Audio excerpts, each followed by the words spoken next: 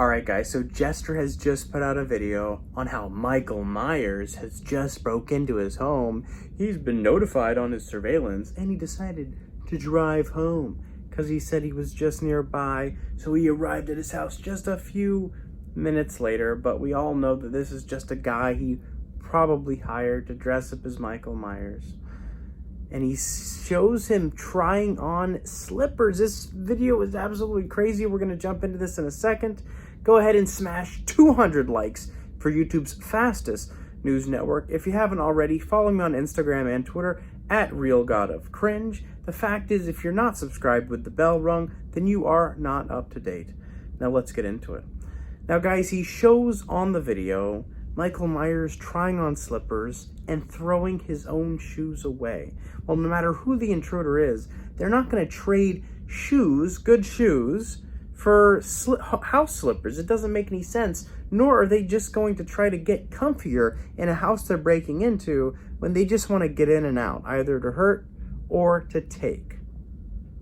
He shows Michael Myers in the video holding his knife the same way he does famously in the movies. Well, any intruder wouldn't do that. No intruder's going to take the time to dress up as a character, maintain their character, and go like this. They'd have it hidden, no matter what, if they need to defend themselves, or if they wanted to hurt or take, use it in that manner, not have it like this the whole time, and seem extremely obvious and really obnoxious and weird by doing that.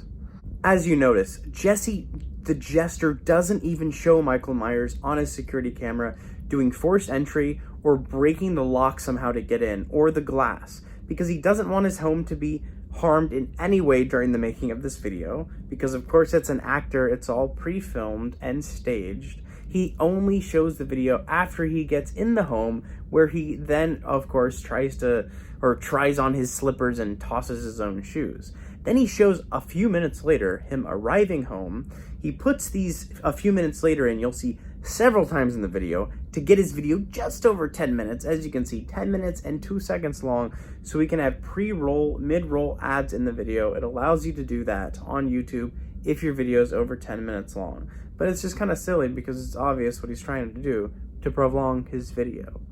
So of course, Jesse the Jester was pre-recording this and at home the entire time that this was filmed, and during the time that he says he was notified on his security camera.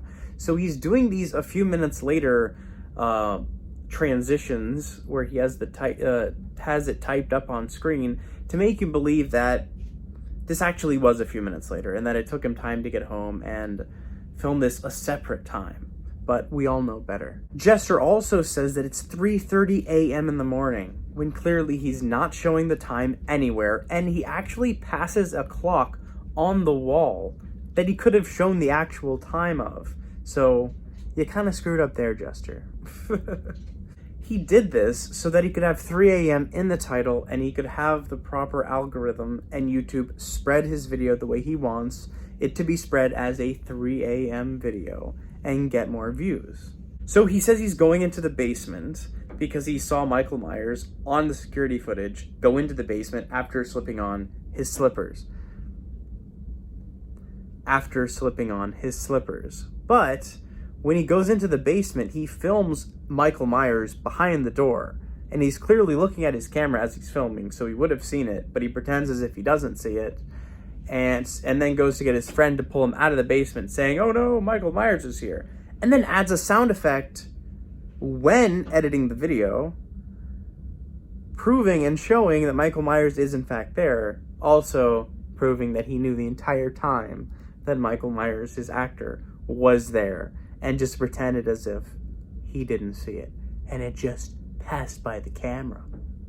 He tries to make it seem like he grabbed his friend in the nick of time, just barely saving him from Michael Myers. Oh no! They then go upstairs. Just as they get upstairs from the basement, he has his friend look at the security footage on his phone, as if everybody has phones that lives in the house that has every security camera from every angle, and watches Michael come from the basement and going upstairs where they are.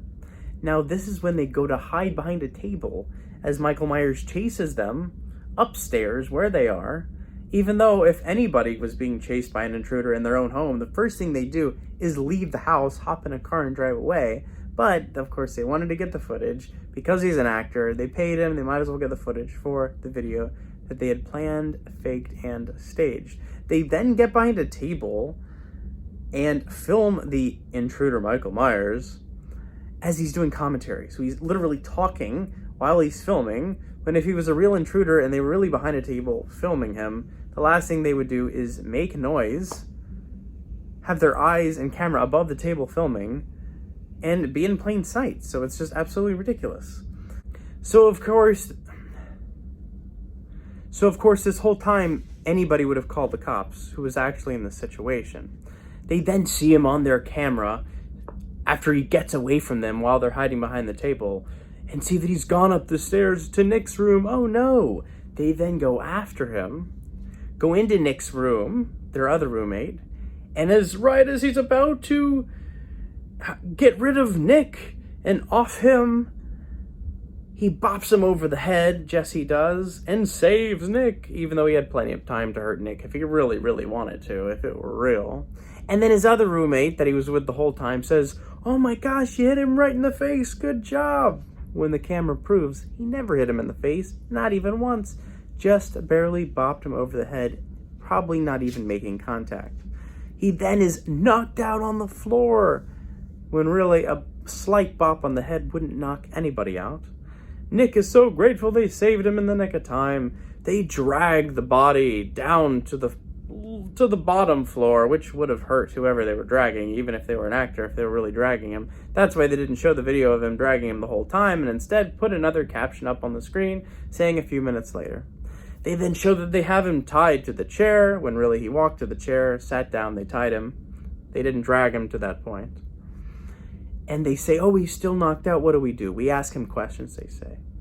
They then grab his head, shake it a bit, and he wakes up. When really, nobody would wake up who's actually knocked out just from a bit of a shake on the head. He then absolutely disappears. Right when they turn the camera back to him, and he's gone, vanishes in the nick of time. But really, they would have seen him get away if it was real. But instead, they pretend as if he was so fast, they didn't see where he went. He's just gone. So they go and they hide in a room. All three roommates hide in a room and say, "Oh, we hope he leaves. We hope he just leaves." But really, any intruder that was in your house, you wouldn't hide in a room. And if you were hiding in a room, you'd call the police immediately. You wouldn't hope that he leaves if he's actually who you say he is with a knife. So it's absolutely ridiculous. They then shout out their YouTube channels because, and they're whispering this whole time, but they wouldn't be whispering, making any noise at all if there was really an intruder in the home. They'd be 100% silent. They wouldn't want to risk that. So guys, I had to expose this video today, and thank you so much for watching.